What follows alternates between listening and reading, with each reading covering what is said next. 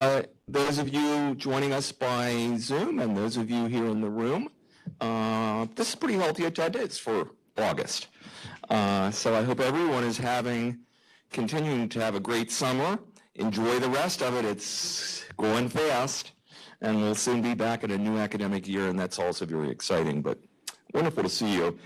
I have a lot to say, and I have a lot of people to ask to come up and share info, so this is going to be a hearty, robust, but I think really positive meeting. So let's just go ahead and get started. First, a bittersweet moment. I think most of you are aware that our valued colleague, Dean of Student Success, Dr. Sheila Dinan, has announced her retirement effective September 1st, and I know she's on the call here.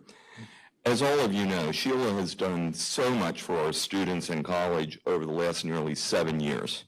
Her co-leadership with Dr. Heather DeVries of our Student Success Dream Team has led to the HCCC family's rock-solid engagement around student success, and truly her leadership has helped move this college to the next level of greatness in fulfilling our mission, and I mean that very sincerely. She has been such a solid contributor and valued leader and supporter of this college and our mission. And her leadership has touched every Hudson County Community College student through strong advisement, counseling, coaching, mentoring, and support that she's overseen and led with great dedication and passion. Sheila, we wish you a very happy retirement. We still have you till September 1, but we thank you all for all you've done for the HCCC family. And remember, you'll always be a member of the Hudson family. How about a round of applause for Sheila? She's out there. She said she'd rather not say anything today, but there's going to be a virtual tribute to Sheila, which will give all of us an opportunity to thank her and wish her well. That's going to be held on Friday, August 26th at 3:30 p.m., and I understand there's going to be more information coming out this week about that event, so mark your calendars. And as I'm standing here, I'm realizing we have another person that's leaving us, though he's not retiring, and that's James Cox. We are going to miss you, James, so much. Guess who stole him from us? Jenny Pooh, our former dean. So he's headed to Jenny again to work at the Hoboken Public Library, right, James? And that's effective when?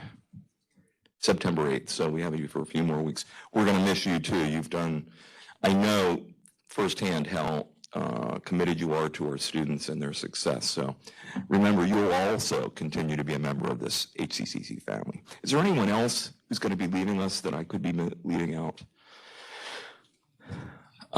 Okay. At tomorrow's meeting, and please I don't want to hear any other retirements or resignations. We have such a great team. Every one of them is bittersweet, but we're happy always for folks when they move along. Yes, so. You have one. Who am I missing? Do you want to say? Yeah. Certainly. Pega and I had a meeting recently. She said she opened up. Hi, everyone. Pega and I had a meeting recently, and she opened up like, Dr. Jones, I have some good news and I have some not so good news, and I always know what's next. ... when that happens. However, Pega, if you could please stand. Pega has served the college in a number of capacities for the last 9 years, and she is proudly accepting, with all of our support, a new position with NYU, and she will be departing at the end of the month.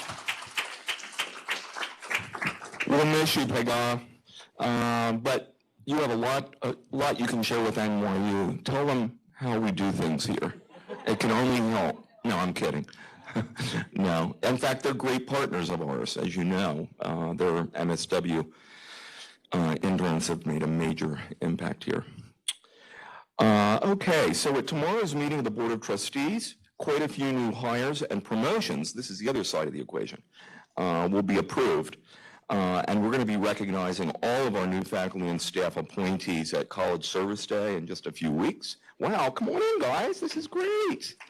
We've got some EOF students joining us. Welcome. We're delighted to, we will be recognizing all of our new faculty and staff appointments at College Service Day, and we're delighted, I do want to say today, we're delighted to recommend to the Board of Trustees the appointment of Dr. Allison Wakefield as the permanent, quote unquote, Dean of Humanities and Social Sciences. Nothing's permanent, but she'll now no longer have interim in her title. She's our regular dean, and we look forward. Allison, you're here. There she is. Congratulations. We so look forward to your continued strong leadership of our recently, I might add, recently expanded and largest academic division. And we're so happy she moved over to the dark side, and she's doing a fantastic job. And also at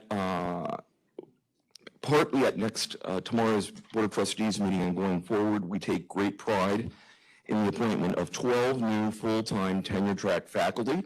This is delivering on our shared goal with the Professional Association and others to hire more full-time faculty as we're able.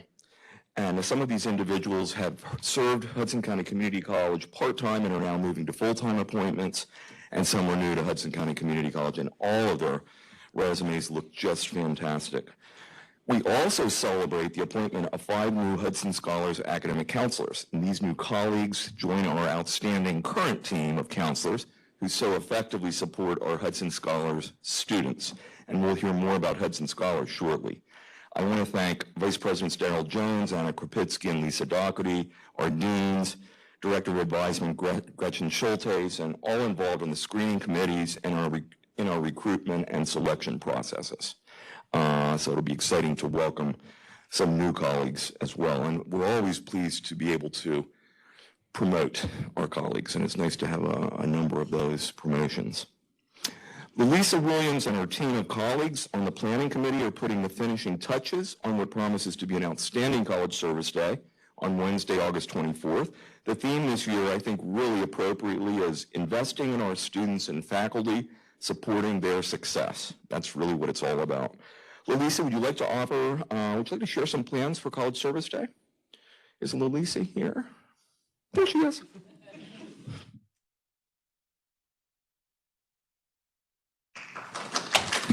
Good morning. Thank you. Good morning, everyone. And thank you, Chris Reber, for allowing me this opportunity to get up here and to share some exciting plans that we have for you for our kickoff semester event, a professional development day-long event. And we just want to first acknowledge Dr. Darrell Jones for how he has helped to guide us and give input, along with many of the other leaders here at the college, many of them also, and other employees and staff and faculty that make up our 30-something member planning committee. And you'll hear each and every one of their names on College Service Day. So we do encourage you to be there, be in the room, whether it's this room or if it's the room at North Hudson campus in N703A, or if it's via WebEx that many will have to do on that day. But we're going to kick that day off. It will be Wednesday, August the 24th. Please mark your calendar. Now, many of you know for the past 9 years or so that I've been involved with helping with the plans of this, we don't really do an RSVP. And that's the reason for that is because we want people to come because they want to be there. We want people to be invested 110% in their professional development. And we don't think people should have to RSVP for that. We want people to put this day on their calendar early enough, and we've already helped you with that. We probably put a calendar placeholder for you. But that day is going to kick off Wednesday, August 24th. The main site will be here, right here in the room where you're at right now.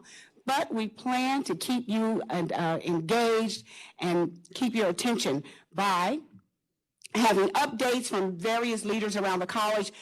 Some of the things we're doing different this year, we are going to be recognizing several groups of employees and faculty members and employees and staff that have been awarded some kind of special recognition. And those include the NISOD Excellence Awards. We have about 29 people that received that award this year. We're so happy. Let's give them a round of applause right now. You're going to hear all their names and see more about that. Also, we have the League of Innovations. And I don't know if this is the first time that we've had a number of employees to receive that award. And to be honest, 100. I think that's phenomenal. So I'm so glad that Dr. Jones brought that to my attention and said, yeah, let's recognize them as well. So let's give them a round of applause before you get to meet them on Wednesday. You're going to meet and see all of them. Also, the AQ program. How many of you here are part of AQ? You've ever done AQ? Anybody here, you've completed the AQ? Raise your hand. Okay, so Paula Robeson, hopefully you're looking around the room, and these are all the people you need to try to sign up, those without their hands up. Also, Cornell. How many of you finished the Cornell Diversity and Inclusion Program? Awesome, but everybody with their hand not up. Now, those of you who didn't raise your hand, you raise your hand. Raise your hand if you didn't raise your hand. All right, yours, get them. You, Amala, and Natasha, get all those names. Let's get everyone involved. Professional development is for everyone here at this college. And I have to make this declaration like this because Chris Reber has taken the effort to make this front and center for our college. And I want you to know this is another opportunity for Hudson to lead the way because a lot of colleges are still not putting forth the engagement and the effort in professional development. But we are here at Hudson. We know many people are working on their doctors and many other things. But back to College Service Day. So the plans for that day, we have a keynote speaker. Can y'all say keynote speaker? Oh my goodness, this keynote speaker this year, I got an opportunity to meet her on a call. Oh my goodness, she's exciting. You can look her up if you haven't already. Some information has already gone out about her. You will see more in the next coming days. Dr. Natasha Nurse Clark, who is, yes, just the name alone, right, is interesting. She is a nurse. She's an associate professor of nursing at the Lehman College in New York City, part of the CUNY systems. Yeah, you can give a round of applause for that. That's going to be awesome. And she has an extensive background in teaching, and it guarantees to align well with our goals and mission here for our online programs to be top-notch, to be the best. And she's going to come and talk about active learning in the online classroom. She's going to give strategies for student success. The day will continue with an hour and 15-minute workshop by our executive director of our Center for Online Learning, Mr. Matthew LeBrake, and we're going to have some talk on mental health coming out of Doreen Pontius' office, and she's going to be collaborating with Dr. Clark and others. And then at 2:20 to 2:30, we're going to have another round of workshops. I don't want to give you all the nitty-gritty. I just want to whet your appetites. So how many of you, if you could sign up, you would sign up right now? Raise your hand. Woo! That's it right there. So we're going to have breakfast. We're going to have a nice continental breakfast to kick off the morning at 8:30. Please get here. If you are attending the workshop, if you're going to attend college service day at your workstation, we want you to be here in the room. We want to see your faces. We want to get those pictures and all that. But if you can't make it, we will still have breakfast for you. And then we have a nice, tasty, delicious lunch prepared for you. And we also will be delivering food, as we have in the past, to the North Hudson campus as well, and for breakfast and for lunch. We also have a place on our portal page. Some of you know about that. So we have to give a shout out to Mr. Christopher and ITS department for keeping, Omar started that page, but he's kept up with it very nicely. It's almost ready to go. So you will be able to have the program shortly. And after College Service Day, there will be an all-college council right here in this room. So Dr. Reber, hopefully I've covered everything. Is there anything else that you'd like to say? Sure. Thank you, Lisa. I just wish she would be a little more upbeat and enthusiastic. You're amazing. You are amazing, truly amazing. And it's always a fantastic day, and we really appreciate your leadership, Lisa. Okay. As we prepare for the start of the fall semester, I've asked Vice President Lisa Doherty, Dr. Lisa Doherty, Dr. Doherty, I love that, to share an update on our fall enrollment. Lisa, Matt Fessler, and their phenomenal team have been engaging the entire college community and leaving no stones unturned to continue HCCC's upward enrollment trend. And Lisa's also going to discuss our new, very exciting EAB Navigate Student Success Platform and a reminder about changes to the college portal. Lisa. Thank you very much. Happy Monday, everyone. Unhappy last short week. But all good things come to an end. So our fall enrollment, it's hard to believe that the fall semester begins 3 weeks from this Wednesday. So it is coming up on us very quickly. As of this morning, we are still up significantly in new students. So thank you to everyone in the admissions, enrollment, advising, everyone who touches a new student. We're up 22% in head count and 22% in credits for new students, which is really, really exciting. In continuing students, we're about 3% behind last year in head count, but 1.3% ahead in credits. So less students taking more credits, I will take that.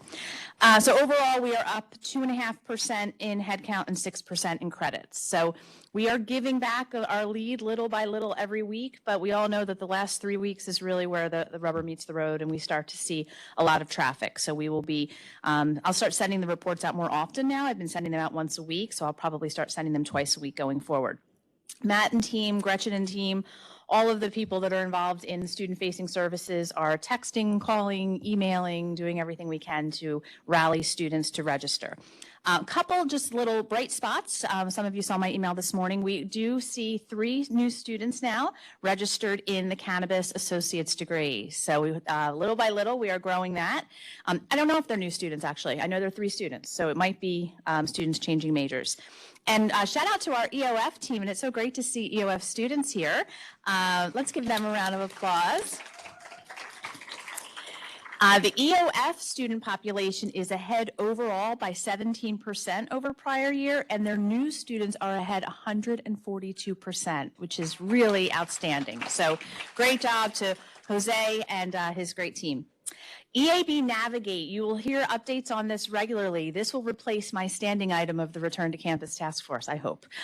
So EAB Navigate is our college-wide student success platform, and this is going to literally transform the way we serve students from the moment they enter our college through graduation and beyond, through career and transfer. So it will touch every part of the college, from tutoring to faculty to mental health, student supports, Hudson Helps, advising, admissions, financial aid, everyone.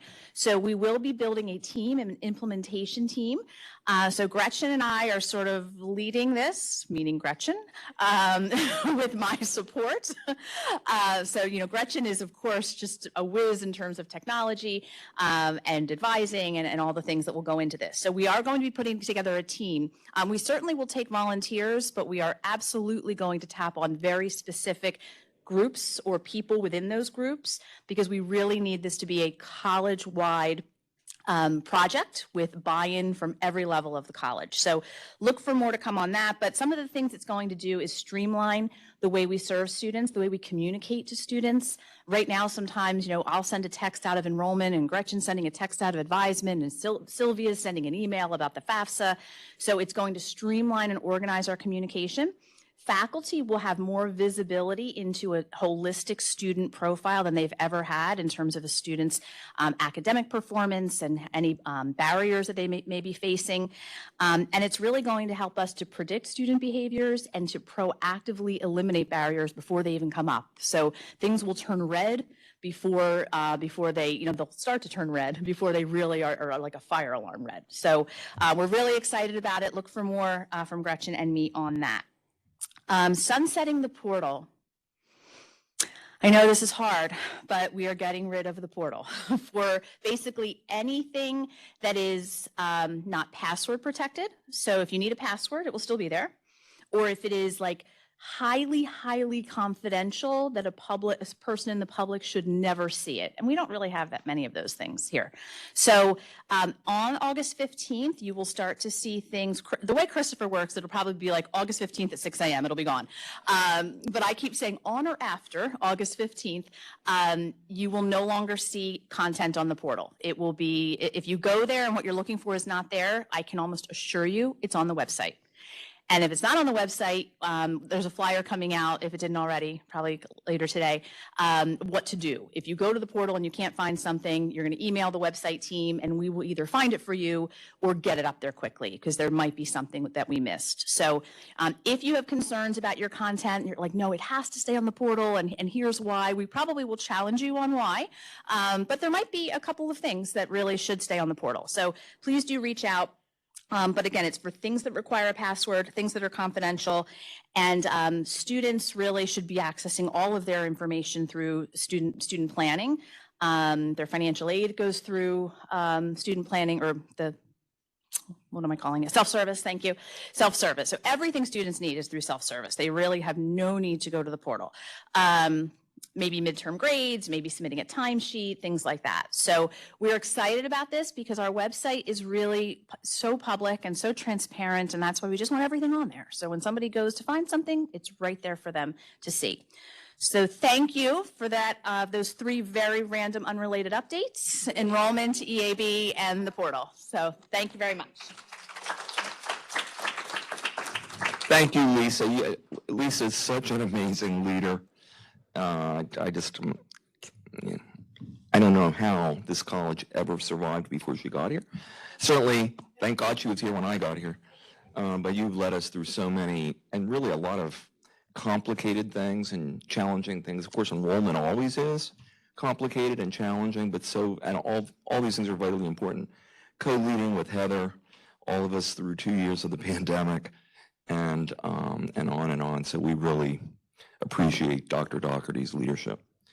And just to underscore what Lisa shared with regard to the portal, this is all about our desire to be totally transparent. So we want to share virtually everything publicly unless there's a reason we can't. And I'm thinking the remaining portal is probably going to be focused on things like HR. And the rest we want to be in full view of everyone. And I'm realizing, since of omission, I shouldn't do this because I'll still be leaving lots of people out, but I recognized Allison. Sitting right next to her is Jed Palmer, who also is being appointed as our permanent director of the ESL program. Jed, we appreciate your leadership. He's doing a fantastic job. We've continued to receive good news and experience significant accomplishments and outcomes since our last town hall meeting, which was in late June. Our foundation golf outing, the 20th annual foundation golf outing at Forest Hill Field Club in Bloomfield, was a really wonderful success a few weeks ago. Over 125 golfers and supporters turned out on a sunny 93-degree day like today. And they enjoyed, of course, golf companionship, and we were all there to support our students in our college. New this year, and this is the result of a great idea that Vice President Nicole Johnson brought us, 18 Hudson County Community College students attended the event, and the event included a student golf clinic funded with corporate support. And a lot of these students, I think, had probably never held a golf club before. Not all of them, I know at least one or two actually joined foursomes. But it was really a great day. Record revenues generated in this year's golf outing in support of scholarships. And so I just want to do a shout out and thank Vice President Johnson, Foundation Director and Golf Outing Committee Chair Richard Makowitz, Foundation Board Chair Monica McCormick Casey, Assistant to the VP for Advancement and Communications, Mirta Sanchez, Development Assistant Natalia Da Silva, and so many others. And if you haven't noticed, video clips of golfers have been posted on the HCCC Facebook and YouTube sites, which are accessible, of course, from our college website. And for those of you who haven't heard, I'm delighted to share, and certainly if you have heard, to celebrate, that Dr. Darrell Jones is one of a select number of nominees from across the United States to have been chosen to participate in the next cohort of the year-long Aspen Fellowship Program for future college presidents. Yes, it's a big deal. Participation in this rigorous program that's designed to help prepare future college presidents is a distinct honor. The selection process is highly competitive, and most of the cost of the program is actually funded through the Aspen Institute's many benefactors. Many of you will remember that Vice President Lisa Doherty completed the Aspen Fellows Program, I think, 2 years ago and had a phenomenal experience. I'm sure Daryl and Lisa will be comparing notes as Daryl participates in the year-long program that will include both virtual and on-ground sessions. So congratulations, Daryl. We also learned recently that Hudson County Community College has been designated as a National Center for Academic Excellence in Cyber Defense by the National Security Agency and Central Security Service. This certification is awarded to regionally accredited academic institutions offering cybersecurity degrees and/or certificates that, and I'm quoting, have met the rigorous requirements set forth by the National Security Agency for educating cybersecurity professionals that will reduce vulnerabilities in our national infrastructure. With this designation of academic excellence, Hudson County Community College is able to compete for grants from the National Science Foundation and other funding agencies. We want to thank and congratulate Faisal Al-Jamal, Assistant Professor of Computer Science and Coordinator of Cybersecurity, for his leadership of the college's successful application. Is Faisal here today by chance? I hope his ears are burning. Faisal and everyone in STEM, Dr. Yearwood, thank you for your leadership. I'm pleased also to share that our nursing program has been approved to participate in the launch of the New Jersey Pay It Forward program. This is a new program. New Jersey Secretary of Higher Education, Dr. Brian Bridges, encouraged HCCC to apply for participation in Pay It Forward, which taps outstanding programs with, and I'm again quoting, strong mission alignment and commitment to serving students. We thank Dean of Academic Affairs and Assessment, Dr. Heather DeVries, and other colleagues in the Division of Nursing and Health Sciences for their leadership in securing this approval and opportunity for HCCC nursing students. They will receive like living stipends as well as the opportunity for very low interest loans to meet life needs. Really neat and important, Governor Phil Murphy, Secretary of Higher Education Brian Bridges, and other leaders will announce the launch of Pay It Forward here at Hudson County Community College on August 17th. They wanted to come here because they really feel that, we are leading forward, Pay It Forward. Does that make sense? So more to come on that. That'll be happening just in a week or so.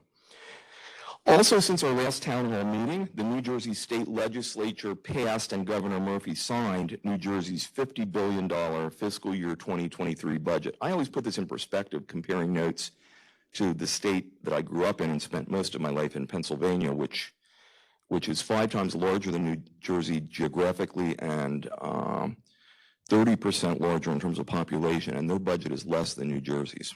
It's a huge investment, and a lot of it is in things that are important to us, like education and others. The new budget includes an increase of $5 million in operating aid to New Jersey's 18 community colleges. Although the governor's proposed budget had included no operating increase this year to community colleges, we got a $15 million last year.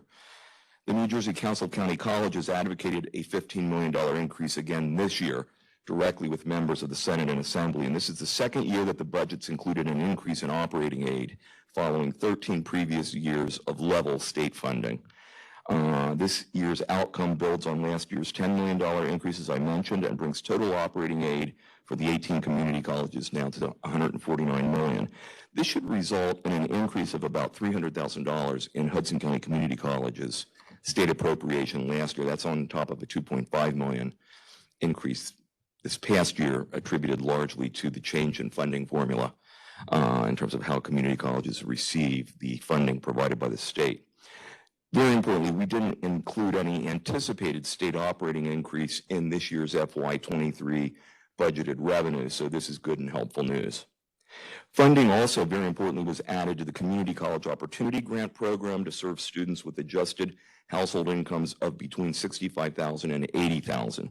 Students from families in this higher income category are now eligible to receive CCOG funding for half of their unmet financial need, in addition to students with household incomes of $65,000 or less who will continue to receive full funding.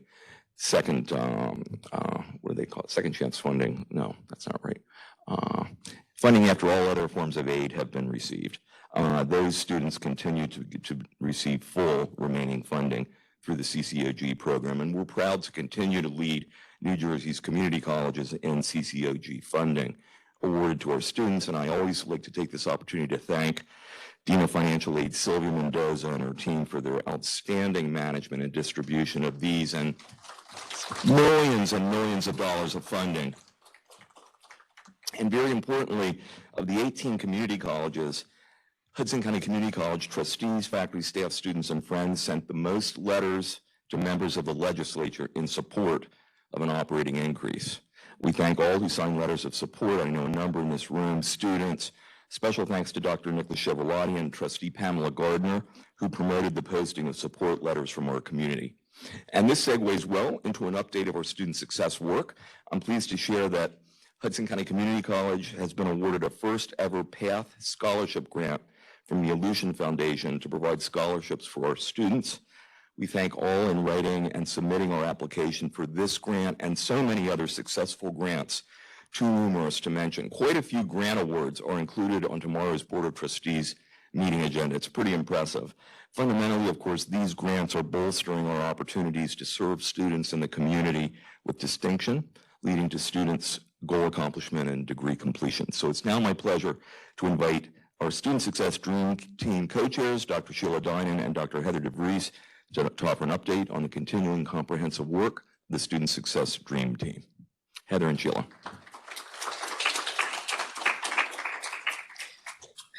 Good afternoon, everyone. I will let Sheila start. No, never mind. Strike that.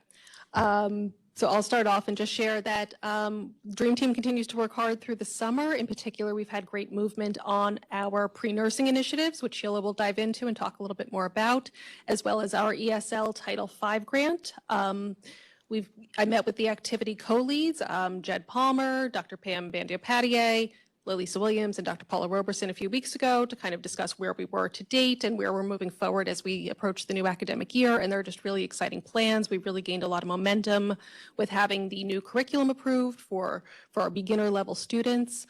And those will launch for the spring semester. But in the meantime, kind of laying some really important groundwork in fall with academic coaches. Thank you to Kenny Fabara for all of his support. And then a lot of really exciting opportunities for professional development that we look forward to sharing more about in the future. Sheila, do you have sound yet? I do. Okay. Thank you, Willie, for unmuting me. Let me go first with an update on Jed. As I am retiring, Doreen Pontius and Deliana Acosta will be the co-leads on this. And they have 3 or 4 different pending initiatives. They will be reviewing the committee membership, and they will ask committee members, meaning faculty and staff, to affirm their membership and willingness to work. We would also evaluate and look for new students, because we've had students on the committee who have graduated. We're willing to keep them as alums, but we also want current students. And if anybody wants to join, please let Deliana and Doreen know about this. One of the there's 2 bigger things that they are going to be doing this year. They will be creating subcommittees out of the membership to work on specific JED strategic plans. And those will be working with our plan and what the state's plan is for suicide prevention and drug overuse and abuse.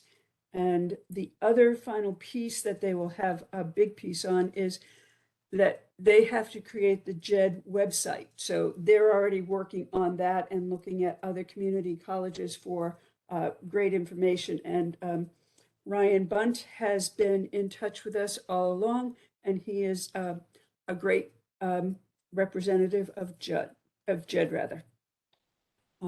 The other piece I have is the nursing, the ATD project. Our ATD coaches, Mary Fifield and Renee Garcia, will be here both in the fall and in the spring for ATD in general, but we will have Mary and Renee come back one extra time in both the spring, the fall and the spring, to work specifically with the nursing program and the pre-nursing program. So we can get the projects going on that to enhance the programs and the student success within nursing. And I think that's all I have, Heather. Thank you, Sheila. And then I'll just conclude with a few brief remarks about kind of the leadership plan for achieving the dream and the dream team moving forward following Sheila's retirement, even though I have tried to persuade her many, many times to reconsider. Sheila, I'm going to keep trying. I got, what, Good 20 luck, more days Heather. or so. Thank you.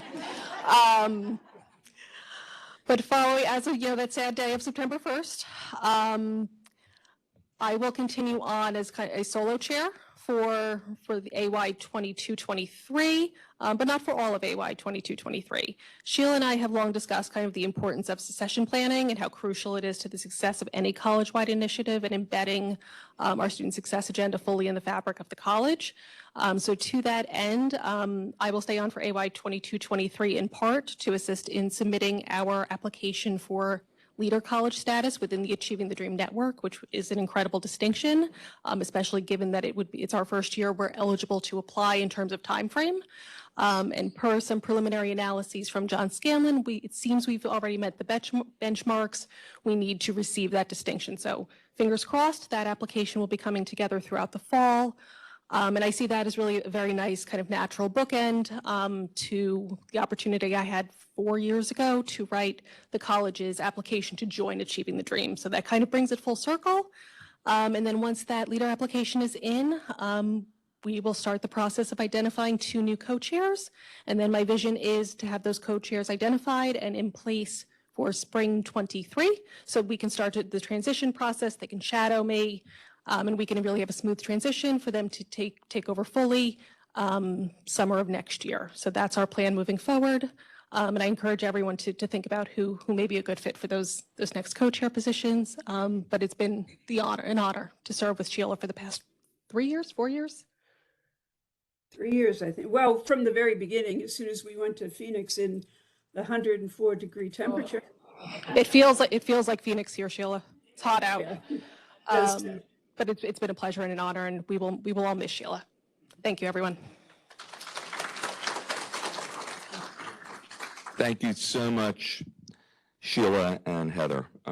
We just can't thank you enough. The work has just galvanized the whole college community, and all the student success outcomes that we're celebrating are rooted in the work that you have been leading so beautifully. And I want to take this opportunity to thank all involved on the Dream Team, on our student success implementation teams, those leading and supporting Hudson Scholars, which is a project of national distinction, and all who are contributing to student success throughout the college. I think the success of our students is without doubt a value and a commitment and passion that every single one of us shares. And as I just shared, our Hudson Scholars Program continues to thrive and grow. Today, I've asked the co-leaders of the program, Dr. Gretchen Schultes and John Argola, to offer remarks about the Hudson Scholars Program, as, believe it or not, it begins its 2nd year here. Gretchen and John, thank you so much for speaking.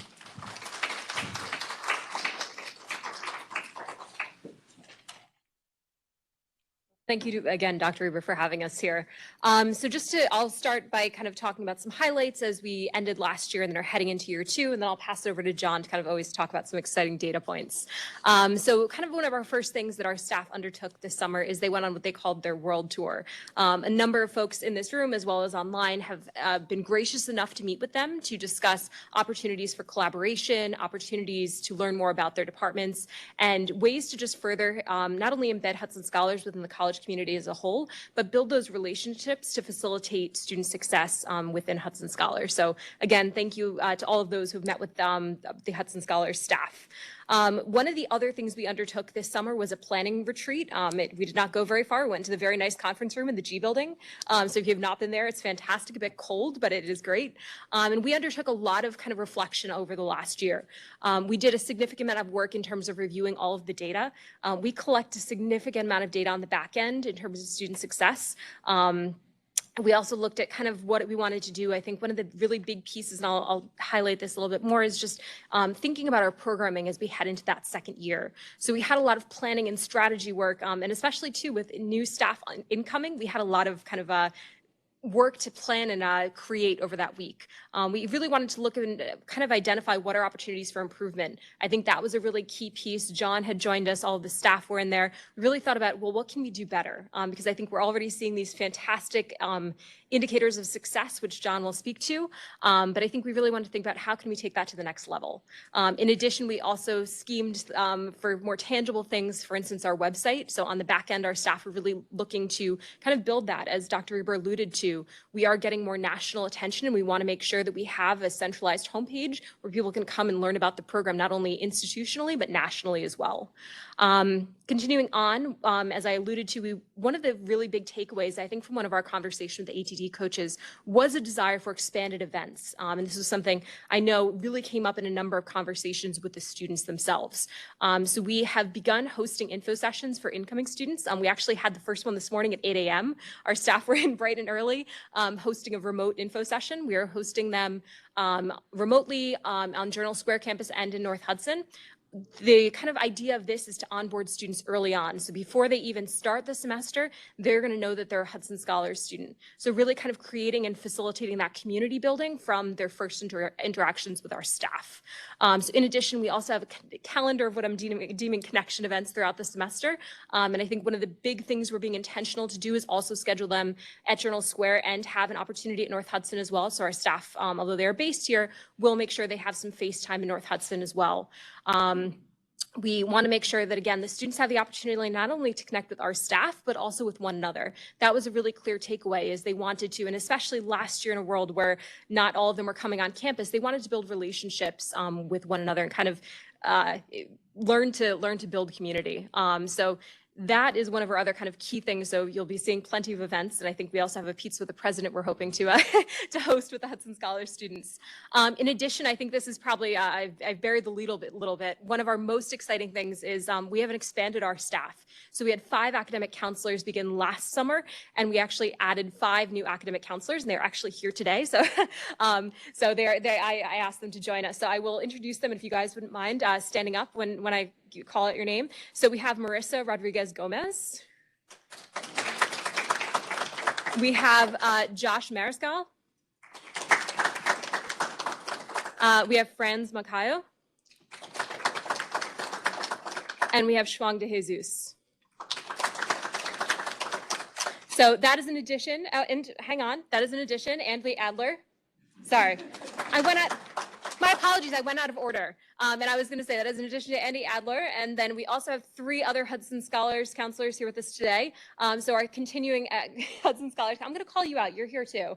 So we have Liz Ryan, who is one of our continuing. Nick Mangle. And Mackenzie Johnson. Sorry, I have to put you on the spot. You're doing such great work. There's only so many opportunities that I can do this. So in addition, we have Alyssa Ruppnerain, and we also have Richie Ramore, who I believe are joining us remotely because they've been in some meetings today. But we are so excited to have double our staff. And I think one of the biggest pieces is we recognize that this is so impactful for the students that we're serving. This allows us to double and serve an even larger number of students heading on. And I think the last piece, just tying in with some of the stuff that Dr. Doherty had spoken about in terms of fall registration. We are still actively trying to get students in to register for fall, as we know that is kind of one of the primary things that we do in our department. And we are also going to really focus in on our fall to fall retention as a really kind of key indicator of success. As we know, that's one of the big driving things to determine whether or not students are going to complete with us. So we are really focusing in on that. And with that, I'll pass it over to John to kind of speak about some of our key data points. Thanks, Gretchen. Thank you. Thanks, Dr. Reber, for having us. I'm just okay, great, we're up. So we talk a lot about Hudson Scholars, and it was very important to us from the very beginning to really make sure we were assessing every aspect of it. And not just so we can gloat about its success, but so we can understand what is the most effective components, what are the things we want to accentuate, and how we can sort of tailor the program. That's what much of the summer has been spent on. So starting at the beginning, the fall to spring retention for Hudson Scholars was about 36% higher than it was for our comparison group. So just to give you a sense of what the comparison group was. They were essentially students who met the exact same criteria as Hudson Scholars students. They were in at least 9 credits. They were not below ESL level 4. They were not participating in the EOF program, and there was a cluster of majors that were excluded for various reasons. So basically what we know is these students, in terms of their profile are identical to Hudson Scholar students, to identify what are the most active components of the program that are effective. So what we know also is that the relationship they develop with the counselors that you just met is really, without a question, the most significant and most important part of this program. What you're seeing on the bottom part of that graph there is essentially the escalation in success that correlates to the more they meet with their counselor. So the more a Hudson Scholar student meets with their counselor, the more likely they are to be retained, the more likely they are to earn passing grades in their classes, the higher their GPA is. So as Gretchen was saying, we spent this summer trying to improve the program. So first and foremost, we wanted to get students in there to meet with their counselors as much as possible. How do we do that? The program was already an opt-out program, but we have focused a lot of attention on what that initial outreach to the students is. The info sessions, the way they find out they've been selected for the program. And then the other thing we've tried to do, I spent a lot of days trying to crack the code on this, but we wanted to basically, when we first reach out to that student, have it come from their counselor. So not just this generic message, but from a person that they know that they're going to be working with, and to tell them, you've got an appointment with me on this date at this time. I went into the student schedule. We identified like sweet spots for what would be a good time to make an appointment for those students. And we've got this all pre-planned out because we're trying to take advantage of inertia, basically. Student sees I've got an appointment already scheduled.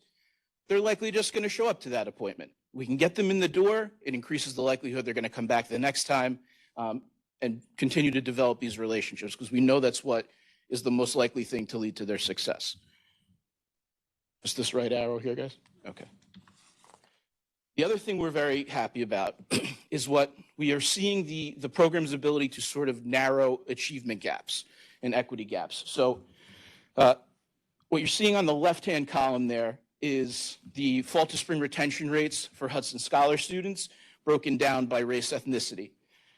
And the blue column, the dark blue column in the middle is the comparison group from this year, and the gold column in the far right is an aggregation of retention rates for the last 2 years. So for fall 19 and fall 2020 new students.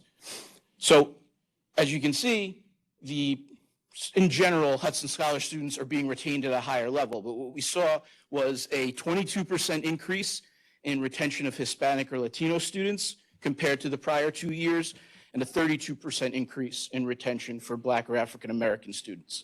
And if you look at that left-hand column all the way around, you're seeing less gaps there. We basically cut the variance of retention rate in half for those students. That's what we want to see. What we want to see is every student who walks in the door, regardless of their race, ethnicity, gender, age, we want to see the same likelihood of success, and the program is impacting that. That's a very promising thing. And the last thing I'll sort of allude to is what we're tracking now in real time, which is our fall to fall retention rate. What you're seeing here is that retention rate increasing from the first day of the registration period to, I believe Friday was the last time I ran it. So the green bar that is basically shooting up vertically at the beginning there, those are our Hudson Scholar students. Hudson Scholar students aren't only being retained at a higher rate, they're being retained at a faster pace than students in the comparison group, and really all other new students as well.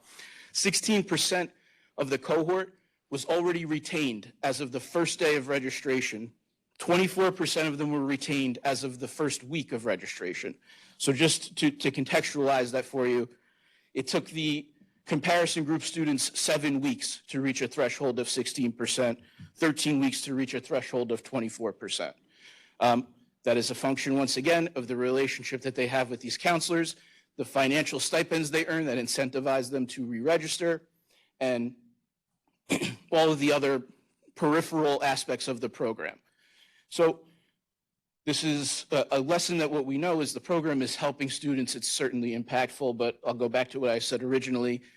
We always think about what we can do differently and what we can do better, try to isolate sort of the to use Dr. Reber's term, the secret sauce of the program, so we can accentuate those things, and in a perfect world, get to a point where we can scale this up to virtually all students. So that's all I've got.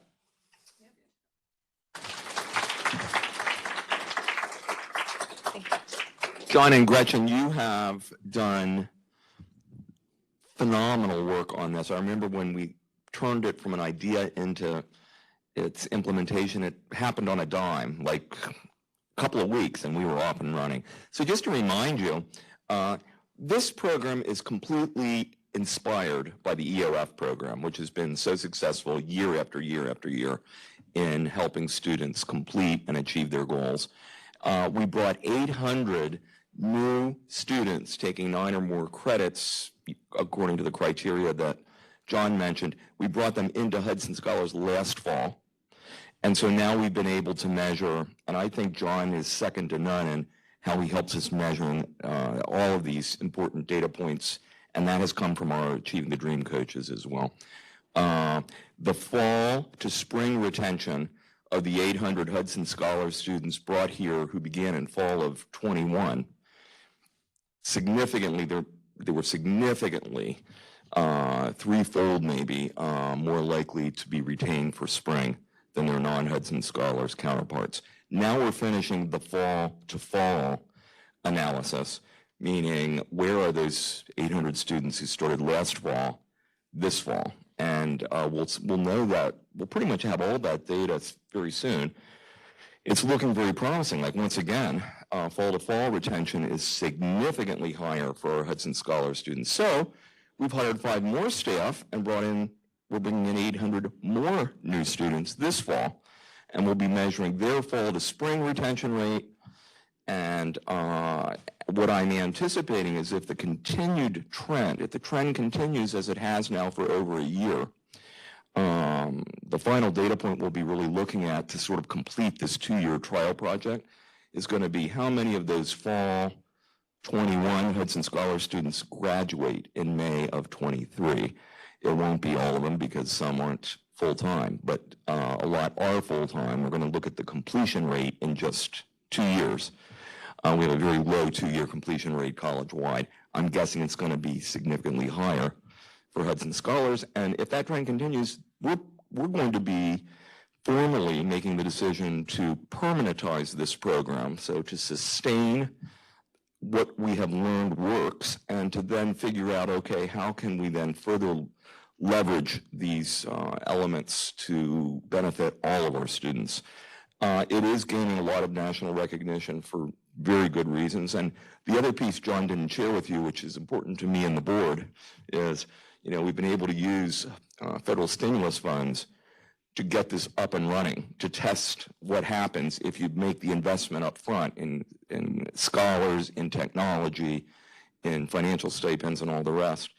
And so far, the program, the increased success and retention of the students compared to their non-Hudson Scholar, non-EOF peers is generating more revenue in the form of additional tuition and fees, Pell Grant funding that's associated with these students staying here as opposed to not continuing, to more than pay for the investment of federal stimulus funds. It's actually generating so far a net profit. That's pretty phenomenal. I think that suggests a whole new way for our sector to ask for the investment of government, of benefactors, of foundations in community colleges. So it's exceedingly important, and you guys are you're pioneers in this important work. And I know a major part, probably the reason for its success, all other things aside, has been the camaraderie and the work of our 5 initial Hudson Scholars counselors. They have just 3 of whom I think are here, or maybe all of them. And so we welcome our next cohort. We now have 10 Hudson Scholar counselors, and we'll be continuing to measure the impact and share the good news.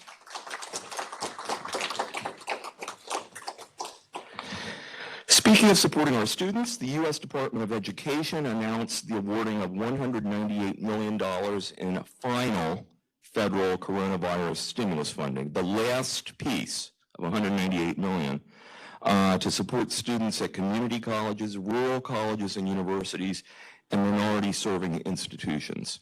And HCCC's new allocation of $2.7 million was the 10th largest award of the 244 colleges and universities that will receive this $198 million. And of course, this is all about supporting our students. Last week, the President's Advisory Council on Diversity, Equity, and Inclusion, I'm now turning the page, sorry. Should have done a hard pause there. Last week, the President's Advisory Council on Diversity, Equity, and Inclusion offered and participated in a powerful and dynamic two-day retreat. The retreat highlighted, celebrated, and provided opportunities to reflect on HCCC's three-year DEI journey, with over 80 students, faculty, staff, trustees, alumni, and community members participating. Maybe it was more like 100. Immediately, this is what I want to share with you. This is sort of hot off the press. We were all sort of on a high, I think. I hope the others of you who participated felt as energized and invigorated as I did coming off of that two-day retreat. We had a fantastic facilitator, but everyone who worked on this did a fabulous job. And then just a few minutes later, URIS shared the good news that Hudson County Community College is again receiving Insight into Diversity magazine's Higher Education Excellence in Diversity, or HEAT Award, for the second straight year. Last year, we were one of nine community colleges nationally to be recognized by Insight into Diversity as a, quote, top college for diversity. This year, we're one of only 7 community colleges to be so recognized. So congratulations to everyone. We all own this work. And on that note, it's a pleasure to invite URIS, Lalisa Williams, and Jose Lowe to offer an update on the work of the Office of DEI and PAC Day.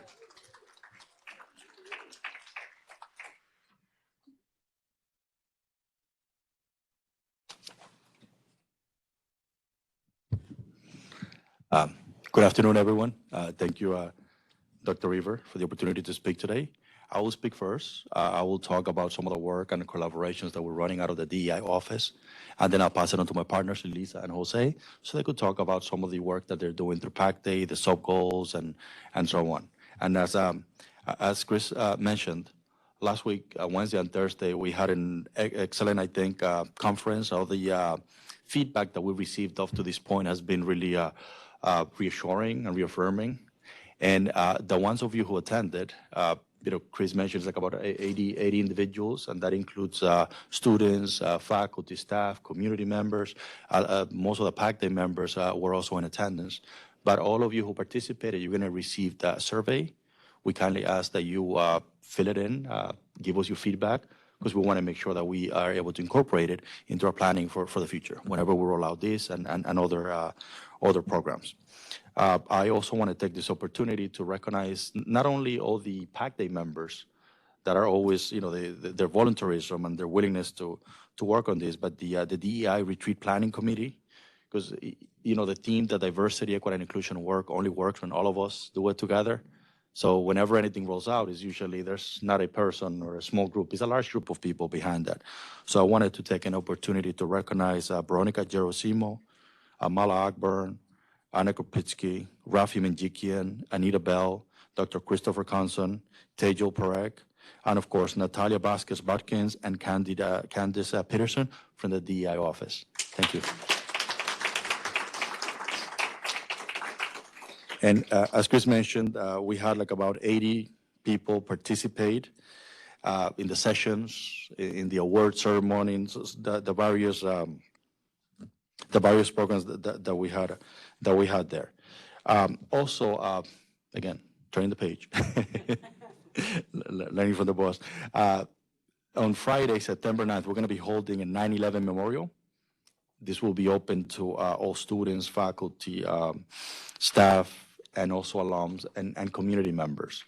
We want to make sure that we make an opportunity to acknowledge the significance of the event and to, recognize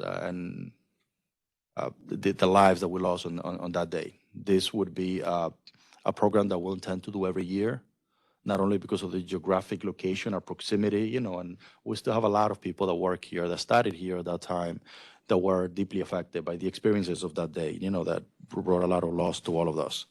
And I wanted to provide a quick update on the Cornell program. I remember when Dr. Jones first signed on to it, he's like, listen, when I complete this, you have to mention my name there. We have like about 50 individuals that up to now have completed the program.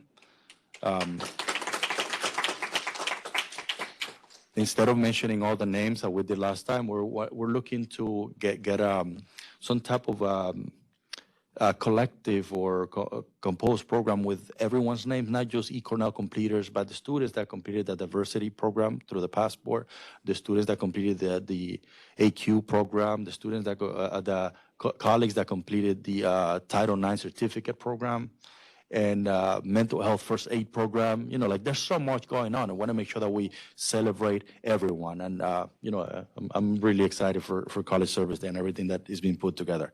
So for fall, we're going to have 60 additional seats available. As of next week, you're going to start seeing the promotional materials. I would like to encourage you to participate. It's a great program. And again, with this, I want to recognize Amala Akburn and Natalia Vasquez, Bodkins, because they've been really instrumental in keeping everyone in track,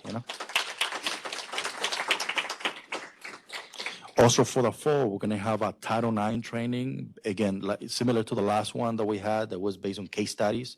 What's happening out there, what is the right approach to dealing with that particular case, and then how does any of that essentially relate to all of us. So that would be the approach, and more of that to come.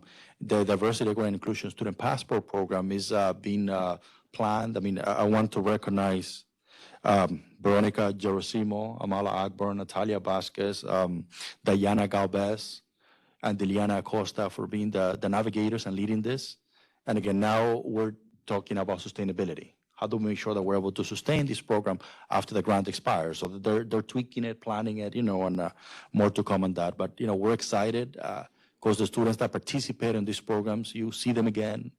You see the impact that they have at everything we do. And, we want to make sure that we keep on going with that. We have a planning meeting for PAC Day over the next couple of days. We're going to be talking about meetings. We're going to talk about bylaws and everything else that comes after. But now I'd like to pass it on to my partner so they could tell us a little bit more about that. Thank you. All right, thank you again. Thank you, yours, and thank you, Chris, for allowing us to come and talk to you about PAC Day. I just want to share a couple of brief updates. I will mostly be sharing updates about Goal 1 and Goal 2. Then I'll turn it over to Jose Lowe, who will then talk about any updates that he could share regarding Goal 3 and 4. So Goal 1, as you can see, I was so excited. I went to the retreat. I got my bag.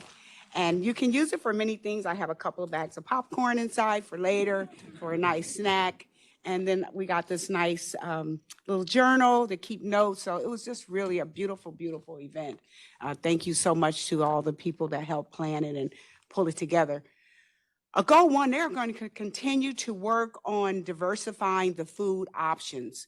One of the broad things that they are working on is to ensure that anytime we have an event here at the college that involves food, that we want to make sure that everyone, no matter what their eating preferences are, that they're able to get a meal, that they're able to get something to eat to nourish themselves. So we're very thankful that they're still working on that, and we'll have more to share as they progress in that.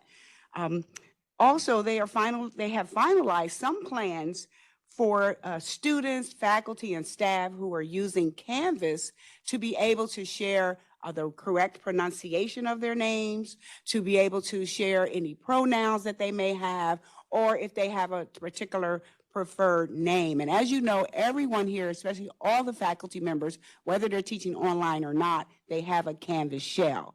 So that might be a good way to, take advantage of that shell, to utilize it so that people, because sometimes, we struggle trying to find the correct pronunciation of a name. And especially for students, it's important if we want to really connect with them, to build that relationship, to help them be successful. We want to be able to at least say their names properly and or the way they want them to be pronounced. So they have I believe it's called it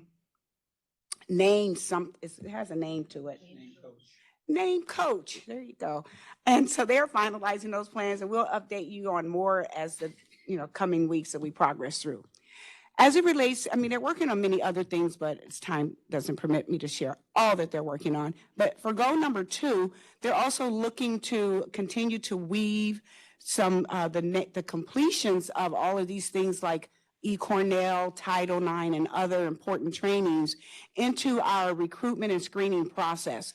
We've already begun to put a lot of the awards and the acknowledgments and recognitions that we've gotten for PAC Day and our DEI efforts. We've already begun to put that in our job postings. And what that allows us to do now that we weren't able to do before is to really speak to a diverse group of people who want to come work here. We want them to fully be aware of how involved and committed we are to our DEI efforts and plan and our mission. Also, they are reviewing some of the onboarding processes to help ensure that equity and inclusion is embedded in all of the practices when people first start working here at the college, so that everyone understands our policies and our practices for Human Resources Department, that it's important for us that everyone feels included. And that's all that I have to share. Jose Lo?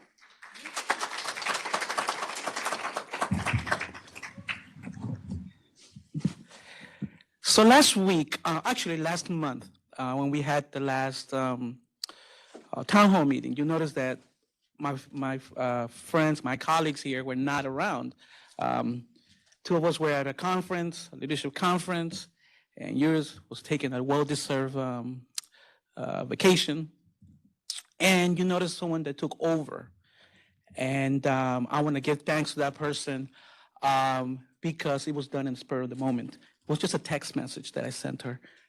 Wow, I didn't think about this. No one's going to give the presentation to of PAC Day to the town hall meeting. So right away, I sent her a text message, and she said, "No problem, Mr. Lowe, I got this." And let me tell you, that's what you want to hear from a leader. I got this. I got this. And she was well prepared. Am I correct, Dr. Jones? Yes? Yep. I got some feedback from Dr. Jones. I got some feedback from some folks. She was well prepared. So I want to say thank you, Tejo, for taking over from our art sales. You did a great job presenting our initiatives. And I'm so proud that you're part of PAC Day, and I'm so proud that you signify what a true leader is. In regards to Group 3 and Group 4, we're working diligently to get ready for the fall semester and to provide the type of initiatives that's in is in our goal and objectives. So please listen to what's going to happen. We're going to be working on those goals and objectives. I'm going to have some folks come to see me during the next couple of weeks to start planning those. But once again, we had an excellent retreat last week. That's going to continue on every year. So if you didn't sign up for that retreat this past week, make sure you listen to it next year, because we're going to continue having that, because that's what PAC Day is. Thank you. Oh, yes, and by the way, thank you for my EOF scholars back there. Can you get up? Yay!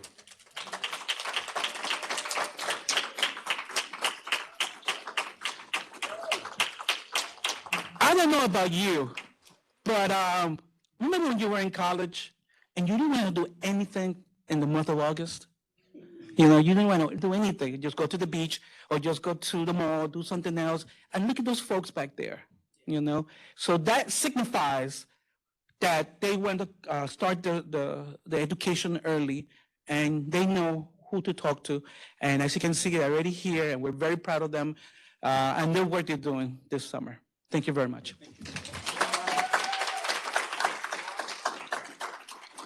Thank you so much. Students, you are our future.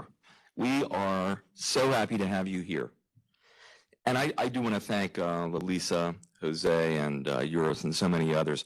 One of the themes that you just heard that I just want to re-emphasize is we're trying as a college family, as a community, not to have everything be about the same 10 people.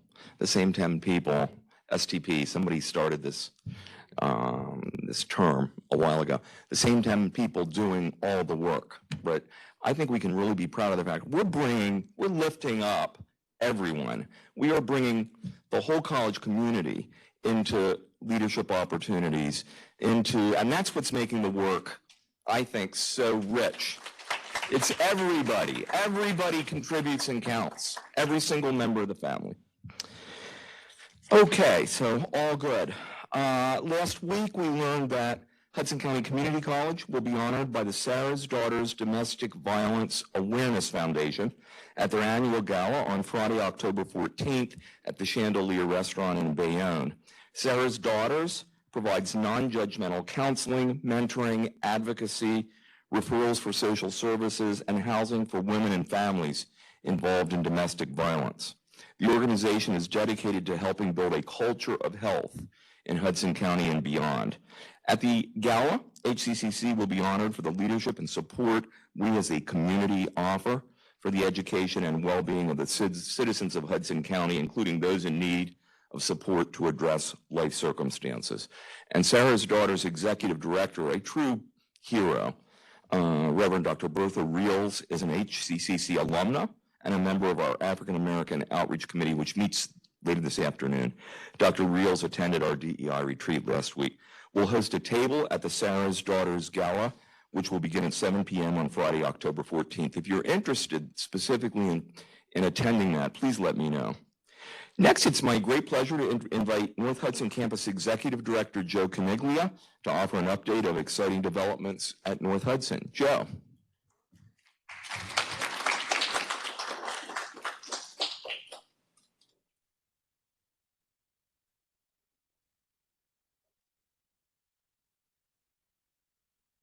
Not hearing you, Joe. Joe, Hi, I think. can you hear me now? Yep. Good afternoon, everyone. So before I begin, I would like to take this time to thank Diana Galvez, Jason Figueroa, Amala Ogburn, Ora Matias, and all of the other departments, for both full-time and part-time staff, for all of the hard work that you've been doing this summer in serving our students. I am so grateful to work with such a wonderful group of people. You all really care about our students, and each one of you is very dedicated. So I just want to express my gratitude to each and every one of you. Thank you. On September 26th this year, we're going to have an event to meet the executive director and administrative staff. I tried to do this last September, but because of the pandemic, we couldn't do it. So it's going to be from 12 to 2 in the student lounge. I will be sending out a flyer. I think a flyer has already been generated, but it will be continued to be generated. And hopefully I could see a lot of you and your students there. Angela Tuzzo and I and Matt Fessler, the recruiters, Diana Galvez, Jason Figueroa, and others are working on having a student leadership conference at the North Hudson campus on November 14th. The event will be student involved. They will hear from a keynote speaker. We're in the process of getting one. They will attend various workshops and participate in various activities. So we're looking forward to this event. It should be a very exciting day for our students. I hope to see you there. If you are at the North Hudson campus or Jersey City campus, please join us. In addition, the local high schools in the vicinity of the North Hudson campus are going to be invited to attend. When we were at a PC meeting about a month and a half ago, Dr. Reber asked, what about including the high school students? And it's a great idea, Chris, and we're going to do that. Thank you. Last week, I had the opportunity to meet with the Project Search individuals from the Project Search organization. Lori Margolin and I and my staff are so happy that they're going to be working with us beginning in September. The North Hudson campus is going to be a host site for Project Search. Very briefly, Project Search is an organization that gives individuals with disabilities the opportunity to attain job skills so that when they leave us, they'll have more job skills and hopefully be able to enter the workforce. Maybe some of them would like to pursue a college education. So what will happen is we're going to get between 6 to 8 interns or individuals to work in various departments.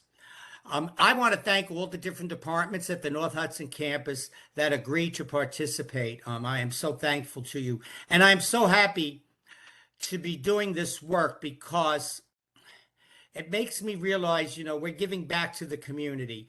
We are so fortunate to be able to work and to pursue our goals in life. And it's a little bit difficult for people that have disabilities. So I'm so excited that we're going to be giving these individuals a chance. So thanks to everyone.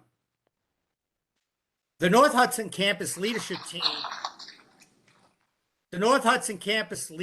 Team, directed by Amala Ogburn, formed a working group to develop a marketing and recruitment plan that is specific to the North Hudson campus. So I want to thank Amala for chairing this committee.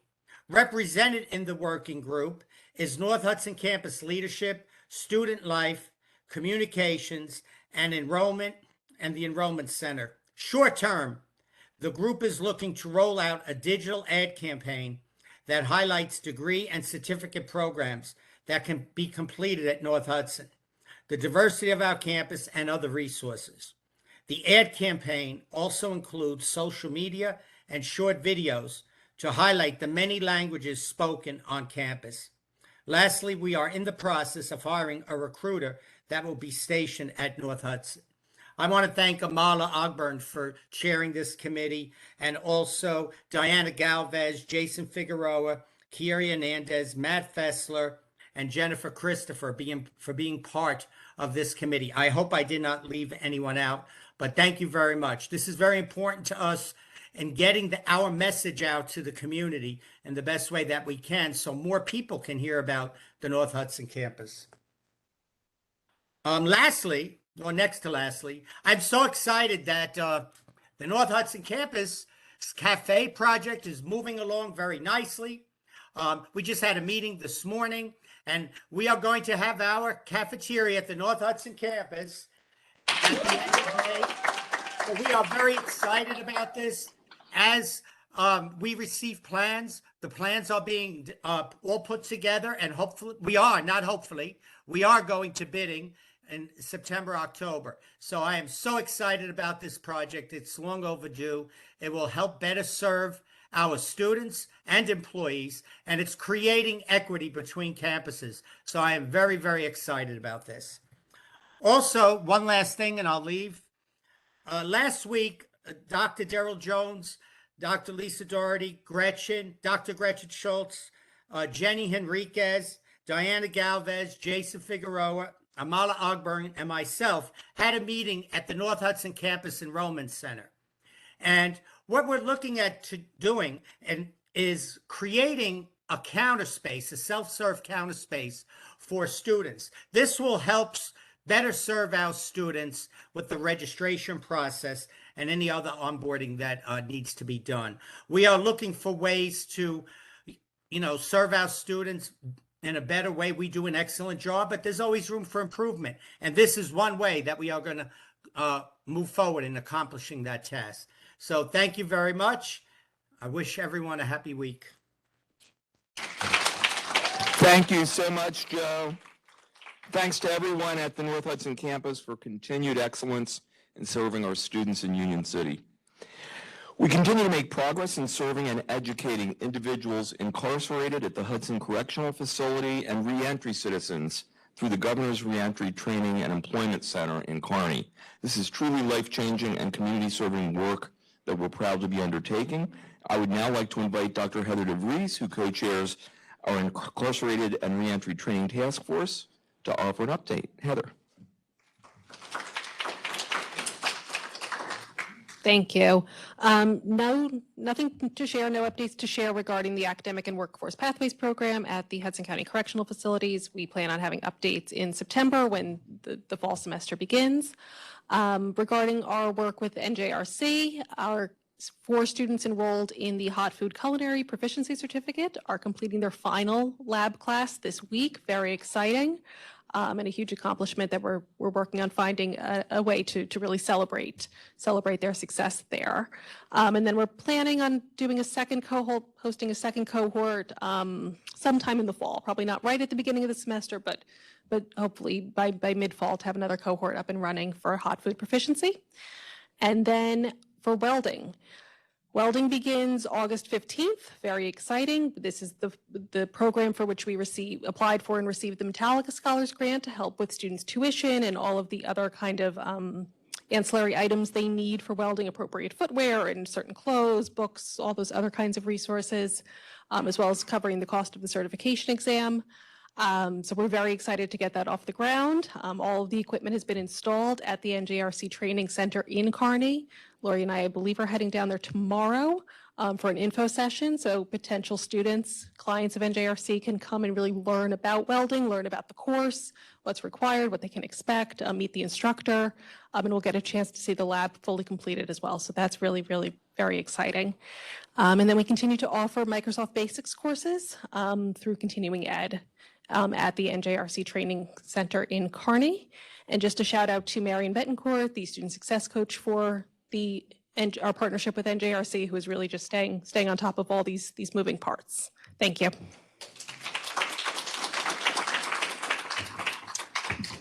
Thank you so much, Heather, and thanks to Lori also, who's not here today. We're really grateful for your outstanding leadership of this exceedingly important work. At tomorrow's meeting of the Board of Trustees, Dr. Nicholas Chevrolotti will discuss the significant progress of our tower and related projects. Also joining us today is, I believe, Ralph Rosenberg from NK Architects, the firm that's designed our tower. Nicholas, will you please give us a preview of your remarks to the board tomorrow and an update on the status of this project?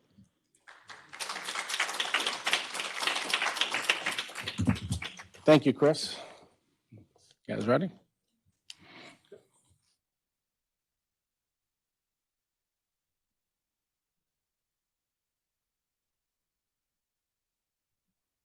There you go. All right. This is a preview not only of my remarks tomorrow, but of the show we'll be taking on tour as we seek more funding for this project. Thank you, Chris. I'm excited to provide the following update on the tower project. Let me begin by thanking everyone on our consultant team, especially NK Architects and Mass Construction, for the outstanding work. We're joined today by Ralph Rosenberg, who's the main architect on the project, as well as Troy from Mass Construction, and they'll be available to answer any of the really hard questions. I also want to thank all the members of the HCC community for your input. There were many of you who sent emails and have participated in meetings since the last time we met.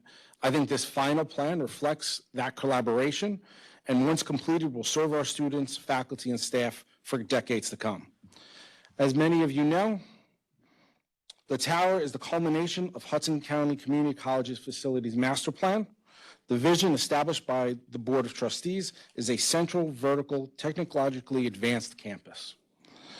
The new 11-story, 148,000 square foot structure, yes, during this process, a floor was added, will conclude a broader goal of consolidation that allows the college to have a new, large, and central campus facility that will replace our small, segregated, and aging buildings currently in use. I particularly like, ready? There you go. I particularly like this slide since it gives a sneak preview of our wayfinding project, which is underway. We're currently studying how to draw more attention to all of our buildings. This is not a final design. This project is literally just beginning as far as the design aspect of it. But we want to make sure that our students and our surrounding community know where to find us. The core programs included in the tower remain the same. New and expanded spaces for student services, centralized offices for continuing education and workforce development, a much-needed full-size NCAA gymnasium and fitness center, 24 new state-of-the-art classrooms, a new CEWD health lab and a new exercise science lab, as well as a black box theater and administrative offices. As you will see, each level has undergone significant tweaking since our last presentation based on feedback and space limitations. The front entrance will be a welcoming two-story lobby area. We hope this creates the wow factor for our community as well as our guests. The ground level includes our one-stop services, enrollment and bursar offices, our Veterans Affairs services, and our early college offices. We have also added multiple computer stations, it's a little too far away for me to point, for students to fill out necessary enrollment materials. We've also created an outdoor student plaza that will be accessible to the HCC community whenever the building is open. We think this is a great addition to the building. The vision is to incorporate the ground floor of 2 Enos into the tower. I just mentioned this because I mentioned this last time we met. This project will, the following phase of this project will be the refurbishment of 2 Enos. It begins with the ground floor, where we will relocate the testing center, as well as our bookstore and some food services, to this retail space. This retail space is really important because it will allow HCCC to begin converting Eno Street into a vibrant urban corridor. As you take the large stairwell or elevators to the second level, you will enter a student lounge area. The second level remains pretty much the same as previously presented. A student lounge, the full-size NCA gymnasium, locker rooms, some offices, and storage areas. Most of the current work on this floor is unseen and focused on AV and IT details, as Tricia can tell you. How do we include the technology that allows this gym to also function as a large multi-purpose space? I don't have the answer, but the hint is a lot of conduit and LED screens. The third floor includes a new fitness lab and wellness center with exercise equipment, offices, classrooms, as well as a running track. I will also point out that each floor incorporates an all-gender restroom. This was an early recommendation. Thank you. The fourth level is home to Hudson Scholars and our EOF offices. There you go. Jose packs the room. A black box theater, another common space, the learning lab, and access to a roof terrace. I'm particularly excited about this space and what it will become when we begin to live in this building. The fourth floor environment is envisioned as another livable space that will be able to be used for multiple activities. You can certainly see Veronica G getting her hands on this space. The fifth level hosts our financial aid and classrooms. I just want to note that each classroom in the tower will have ITV capabilities. We've already submitted a grant to the federal government, or application to the federal government requesting an earmark to fund that aspect of the project. The sixth level includes academic advisement and counseling, classrooms, and faculty offices. I want to thank those faculty members who took the time to provide critical input into the design of this space. I'm really proud of the final result and cannot wait to see how it functions. The reality is that faculty was a key partner in re-envisioning this sort of space. The one guarantee I will make is that it will be a heck of a lot better than 119 Newkirk. But this is exciting. The seventh level houses our transfer center and career services, the university center, and more classrooms. I want to point out that if you begin looking at the office spaces, in order to improve efficiency of space while maintaining some confidentiality, that you will notice hotel offices, quote unquote. These are simply spaces not assigned to any specific individual, but rather to be used when privacy is required. The eighth level has CEWD offices, the CEWD health lab, and general classrooms, while the ninth level has human resources and additional classrooms. We've tried to spread the classrooms throughout the building so that the whole building gets used.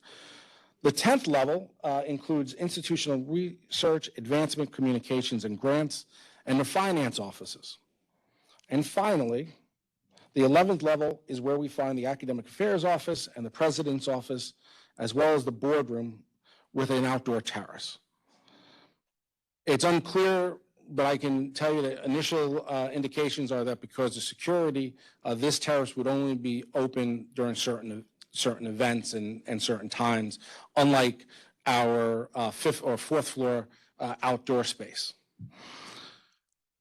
Finally, we're on the rooftop. I don't normally mention this, but the IT team asked a very important question on where the servers are going to be located. So the rooftop is our mechanicals and where our new server room is going to be. Let me conclude by saying that when this project is completed, we will have a new mid-rise tower, which will operate as the core central building for the college's Journal Square campus. The building will be designed and constructed to meet LEED Silver certification as a minimum standard. A few additional but important points. First, the current budget of the project is $91.1 million, a little bit more. We have identified roughly $56 million of funding, $56 million of funding, and are working with the county as well as seeking additional state, federal, private funding to finance the last $35 million needed to pay for the project. I know $35 million sounds like a lot of money because it is, but I think we will have that issue addressed early in our fall semester. I'm very positive where our conversation is going with the county, as well as with a grant application that many people in this room and online are working on. Second, the final drawings and bid documents are due in September. We're on schedule to ask the Board of Trustees to authorize advertisement for general construction bids at its September 13th, 2022 meeting. Our hope is to begin construction in spring and summer of 2023. The reality is that we are currently running on time. I know I've often referred to this project as complicated, and it is, but I would tell you that I do see a light at the end of the tunnel. Hopefully it's not a train, but the light is there. I also want to make sure that we as a community understand that we actually need this building. This is not a vanity project. Similar to culinary or North Hudson or STEM or the Student Center or the library, this building will allow us to better serve our students in our community. And that's why we're committed, fully committed to building it. It provides better learning and teaching spaces, it centralizes our student services, and it continues the progress that Hudson has made since our founding in 1974 when we borrowed a couple of county office buildings. Thank you. I appreciate your attention.